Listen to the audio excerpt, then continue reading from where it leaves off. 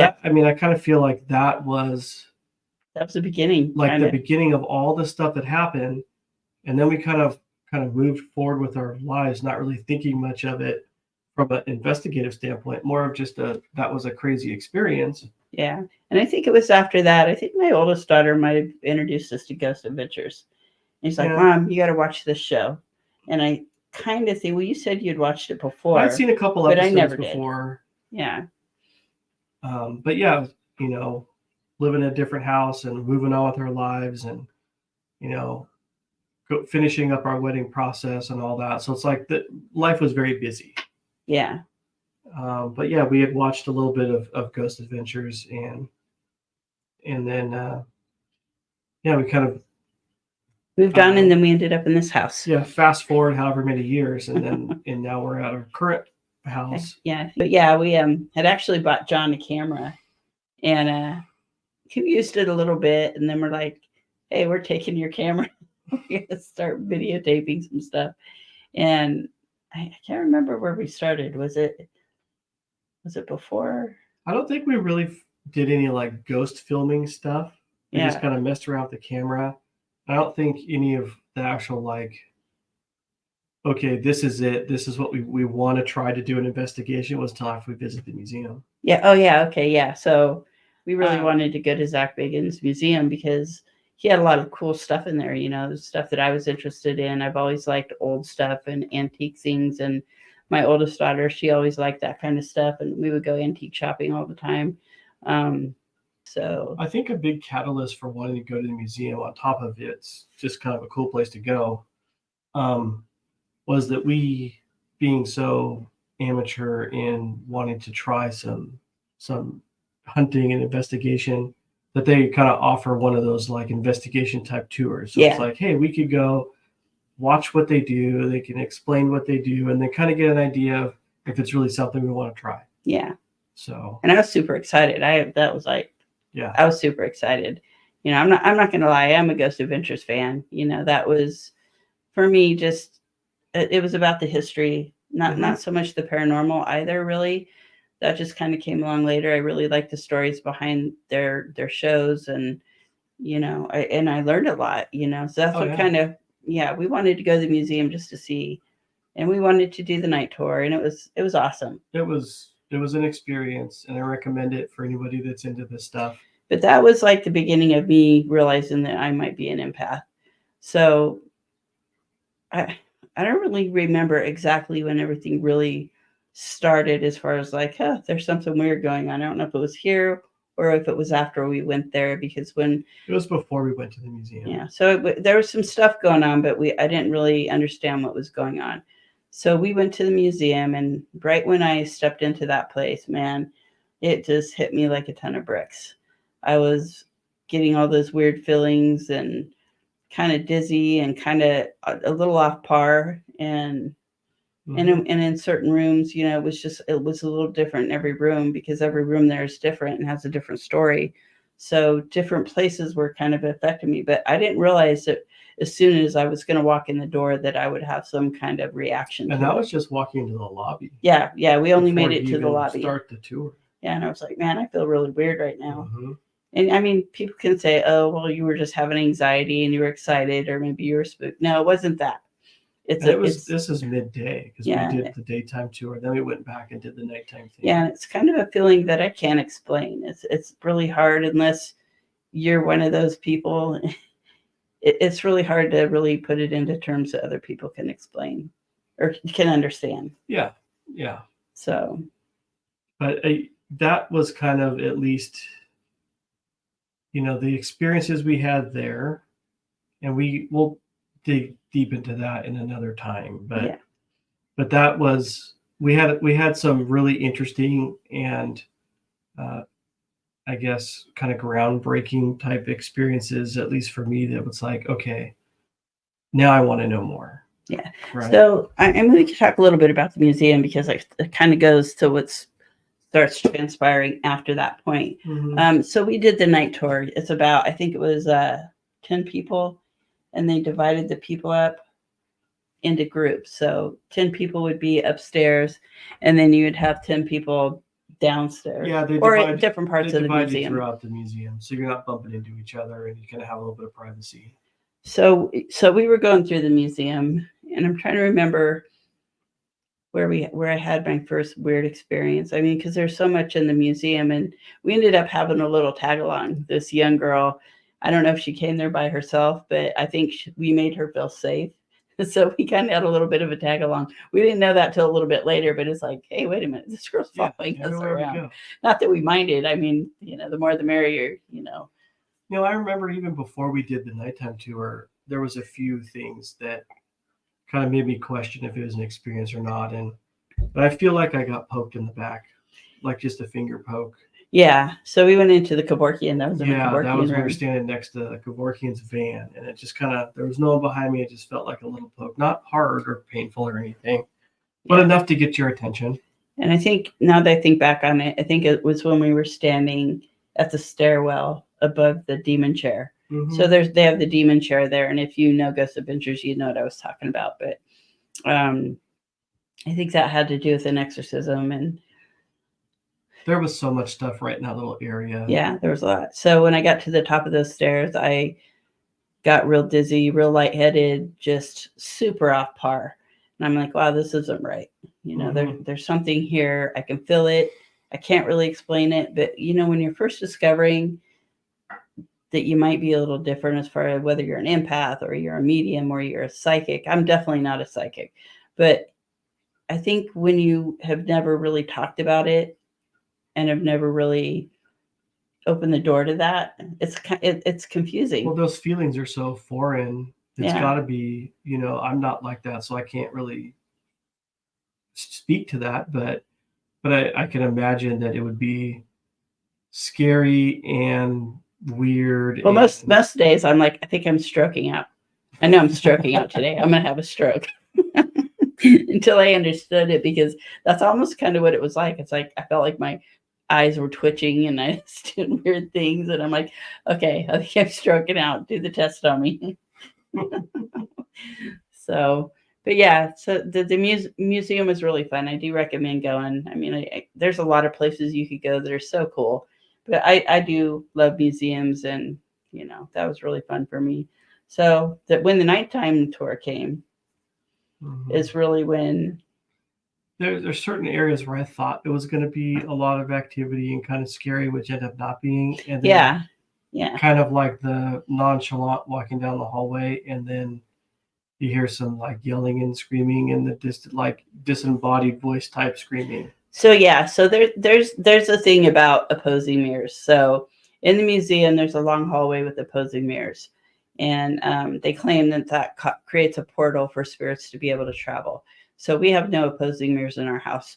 But so we went through this one exhibit, which was really cool because it was a circus exhibit. And I love miniature stuff. And that was like the most badass thing I've ever seen in my life. It was cool. But it was also creepy, too, because back in the day, everything was creepy. I don't think I would have wanted to own a baby doll back in the day because they were creepy.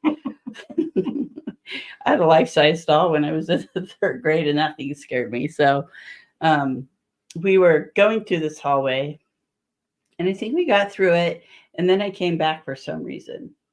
And all of a sudden, I hear like this disembodied female's voice scream, and we all heard it.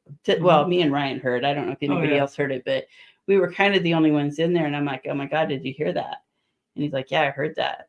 So it was real. And it wasn't like, people are like, oh, they probably just put a recording in there. I don't think, honestly, they would put that much time into something just to fake it. No. And it wasn't fake, now that we've kind of progressed in our journey. Based on some of the feelings in it and how I've heard and seen things. And I actually got scared. I mean, for a minute it was like, hey, did you hear that? And then all of a sudden it was like I had this sense of urgency to like run to this person because I almost felt like they were in trouble. And it was like that panic, like, oh my God, I got to get to this person. And then I got scared and I literally pushed my way out of the hallway. People were like, are you okay? I'm like, no, I'm not okay. I mean, that was the weirdest thing I've ever felt or heard or went through. Yeah, it was a unique sound. And you almost felt kind of helpless, not being able to, well, maybe that's the first responder in us, but I don't think so. I think that might be the first responder on coupled on top of kind of your empath type stuff, because I felt that sound of distress, Yeah. but I didn't feel like I needed to run towards it. Yes. Yeah, let's run towards the bad stuff. But it's in our nature. What can you do? I mean, so then we went into so our other experience was in the Dibbuk Box room. And the Dibbuk Box goes back to the Holocaust. So I think it started with a lady who lost some family, and they wanted to get rid of, gosh, don't quote me on, it's been so long since I've like read that story, but it had to do with the Holocaust. The lady wanted to like get rid of the bad spirits, so it has to do with trapping stuff in yeah, this so box. you want to trap the bad spirits in this box. So they put all this stuff in on. It's almost kind of like locks of hair and this and that, like trinkets. Supposed to keep them in there. Yeah. So, and you're not supposed to open these Dibbuk boxes at all, because it would bring bad luck, and whatever's in that box is going to come out. Mm-hmm. So, the big thing when we went in there is Zach Bagans and Post Malone had an incident there before Zach actually covered this Dibbuk box so nobody could actually access it or touch it or open it. It's layered up now. You can't. So, and I'm sure you can find that video on YouTube, but yeah, they were messing around in there, and Zach, I believe he opened the Dibbuk box and something happened to Post Malone. He didn't open the box. I think he opened just the glass thing. Glass so he took the small glass thing off of it that he originally had on, and then something happened, and Post Malone had like the string of bad luck after he left, and so Zach decided that it would be safer to contain whatever this was. So now it has this really cool case over it. It's huge though. It takes almost the whole room up, and then it's big. I think there's like Hebrew. Yeah, there's because it's prayers or Hebrew. Yeah, it's rooted in the Hebrew and Jewish faith. And it's all etched in the glass all the way around. Yes. In the glass. Yeah, etched in the glass all the way around. So I'm assuming that keeps whatever's in that specific one, because I think there's 10 Dibbuk boxes. And Zach supposedly has the most dangerous Dibbuk box. Yeah, he has several others that are kind of laid throughout that room too. So when we went in there, so everybody's excited about going to this room because of Post Malone and that whole story, and that's all they were talking about. So we go in there, and I don't know if it was right away, but we go in and we're looking at it, and we're pretty impressed, and we're kind of freaked out because of all the stories. And mind you, we were in there by ourselves at the nighttime thing. So we're asking all the same dumb questions everybody else is asking. Oh, so I heard you and Post Malone had this stupid thing. And we had the spirit box that was provided. Oh, yeah, we had the spirit box. We had a spirit box. It was just a real simple spirit box that you can borrow from the museum. So that's what we were asking questions, hoping to hear. We had no idea how to use it, so we really weren't getting anything out of it other than just white. Here, speaking to our boss. Yeah. So we had no clue what we were doing. We were just kind of like, I guess we'll try this.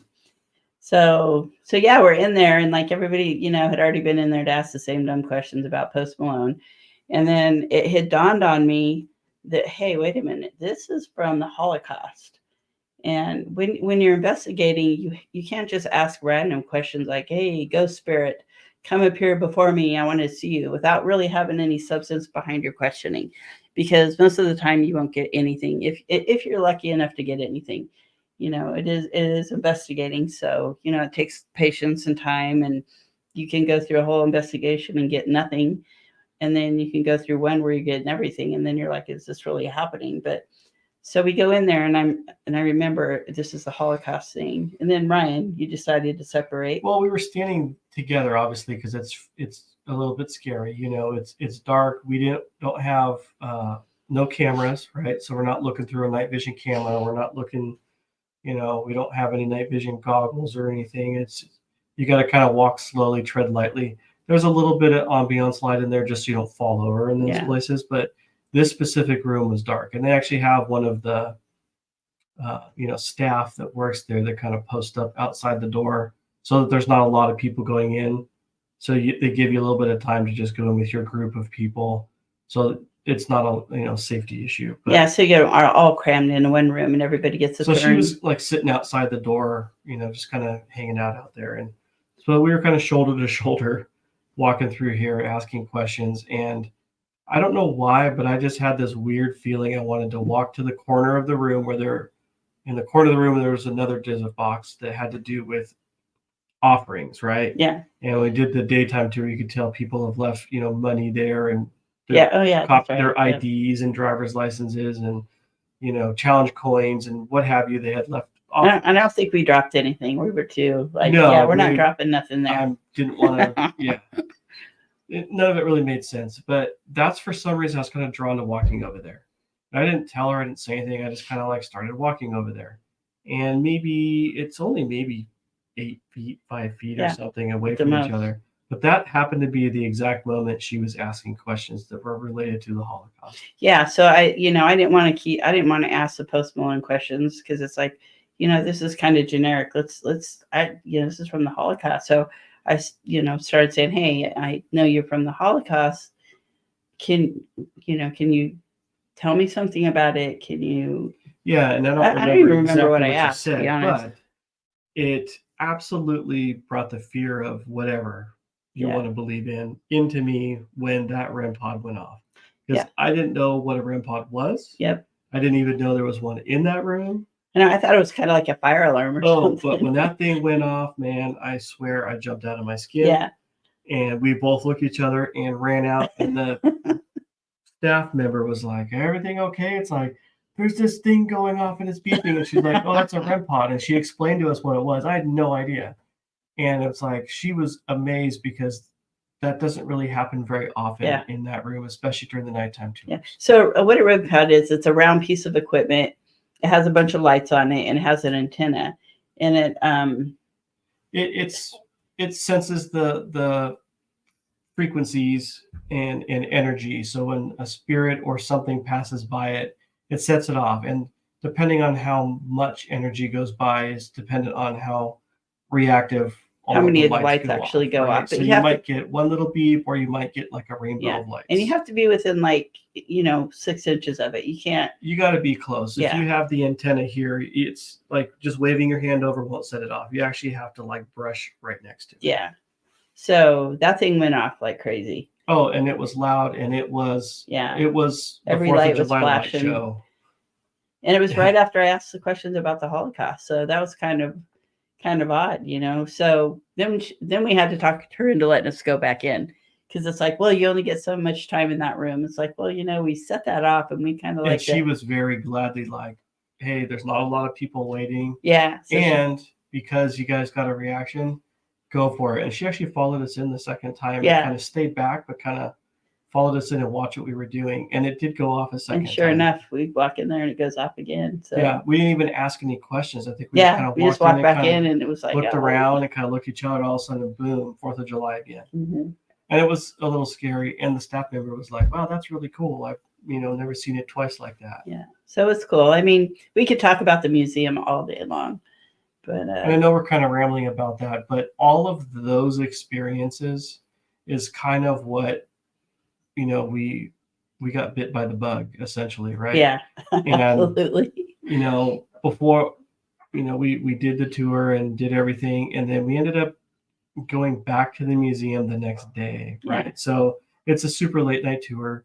We went back to our hotel and slept and all that stuff, and we ended up going back to the gift shop the next day because we just had to buy a spirit box. Yeah, and we did. Yep, that was our first piece of equipment. That was that was the domino effect, and now here we are, right, with all the stuff in the middle. Yeah, but that's what started it.